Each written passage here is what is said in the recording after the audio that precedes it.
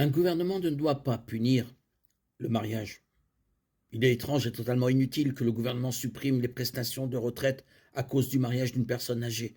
Si une personne âgée a besoin de revenus sans être mariée, le mariage ne fera pas disparaître soudainement ses besoins financiers.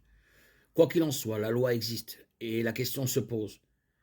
Comment les chrétiens doivent-ils réagir à cette loi? Deuxièmement, il y a la question de la foi.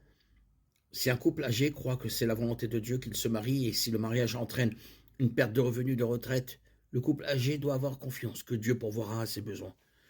Ce ne serait pas la volonté de Dieu qu'un couple âgé vive dans la pauvreté et le dénuement. Comment Dieu pourvoirait-il à ses besoins? Il existe de nombreuses façons possibles, par l'intermédiaire de la famille élargie, par l'intermédiaire de l'Église, par d'autres programmes d'aide gouvernementale, par un budget plus conservateur.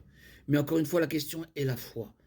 Si un couple âgé croit que c'est la volonté de Dieu qu'il se marie, le couple doit également avoir confiance en Dieu qu'il pourvoira à ses besoins. Aussi tristes, étranges et inutiles que soient les lois gouvernementales concernant les retraites et le mariage, il n'existe aucune raison valable selon la Bible de tenter de contourner les exigences de la loi sur cette question.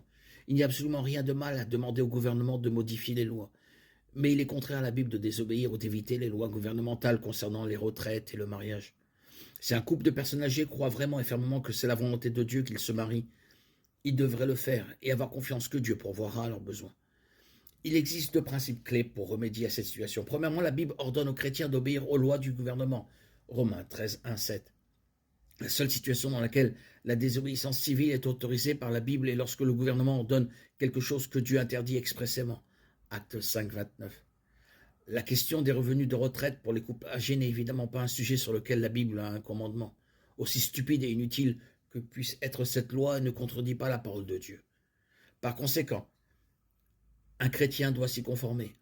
Un couple âgé qui cherche à se marier spirituellement tout en évitant de se marier légalement cherche à échapper aux exigences de la loi. Ce n'est pas fondamentalement différent de la fraude fiscale. Nous devons obéir à la loi. Nous ne devons pas chercher des échappatoires qui nous permettraient d'échapper aux exigences de la loi.